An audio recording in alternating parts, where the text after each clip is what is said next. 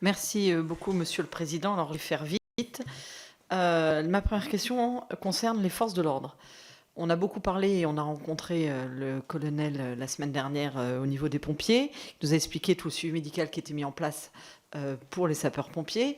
Moi, je me pose la question vis-à-vis des forces de police, parce qu'on sait en plus qu'il y a eu les barriérages dans cette zone, dans cette fameuse zone de 500 mètres, et il y a en plus des articles qui sont parus en indiquant bien, un petit peu le sentiment d'abandon de ces forces de l'ordre pendant toute la partie où s'est déroulé l'incendie. Donc j'aimerais savoir aujourd'hui qu'est-ce qui a été mis en place pour ces forces de l'ordre, et notamment pour la police. Après, je ne connais pas bien, je ne sais pas s'il y a la gendarmerie, c'est peut-être que de la zone police, c'est que la zone police. Donc savoir si on a le même suivi médical pour les forces de police.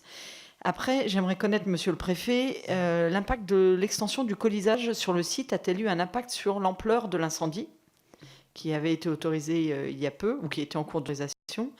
Et concernant les plans particuliers d'intervention, avec le recul, était-il adapté?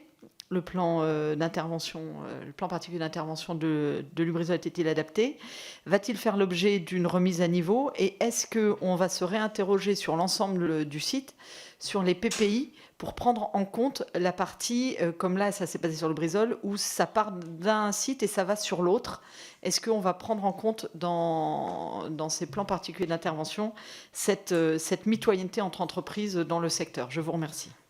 Erwan Balanan.